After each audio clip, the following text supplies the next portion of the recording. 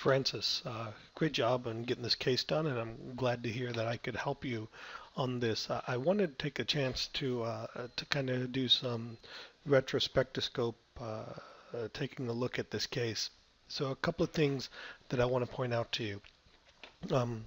One is the implant that you have is going to work, and we're not going to have any issues. But what I want us to do is if we haven't already, and I trust that you already have recognized many of these things, is recognize that these things are going on, what can we do to fix them, and how can we make it better for the future. So the first thing I want to point out is when I see baby teeth here, generally speaking, we're going to want to use a wider implant because this isn't a traditional premolar site. This is almost like a large premolar, minor, a small molar. So we want to try to use a 4 millimeter, and in some cases even 5 millimeter, depending on the ridge width buccal lingually. So keep that in mind. The other thing is, remember when you take out teeth, even though it's a baby tooth, we can still expect some resorption. So one of the things I notice here in the final picture is that the implant seems to be at the bone level. And truthfully, this should probably be below the bone level, subcrestal in a way. And so in looking at this image down here, we can see where it may have been planned a bit subcrestal, but I would want to see it a little more subcrestal than that.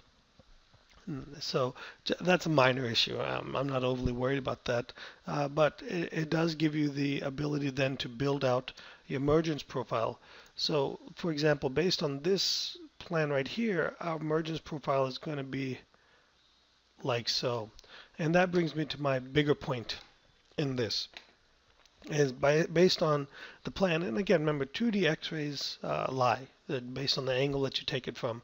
But based on this plan, our issue that we're going to have here is we're going to have a significantly greater cantilever force on the mesial, okay, and we're going to have an area where we're going to trap food right here on the mesial as well. So I want us to recognize what caused that, and if we take a look here in our planning phase, we can take a peek here. What I always like to do is use the guide sleeve, and we can see how much space we have here in comparison to how much space we have here. So this issue that we're talking about actually started in the planning phase. Okay, so now we can see this space right here is bigger than this space on this side. So in an ideal world, we would have moved this implant over and had it more centered. And you can kind of see here the distance here comparatively to the distance there is not so good. Now again, in retrospect, in looking at this, we can also see that our occlusal plane is definitely slanted a little bit. So these are all the little things, and I know over time these things will become better.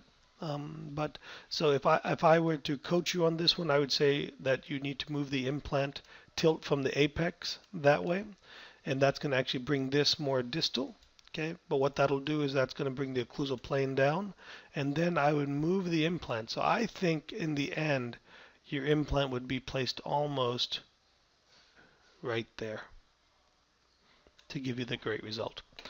So again, congratulations. Please keep sending me. I'd like to see the successes, and anything you need to let me know. I'm here to help.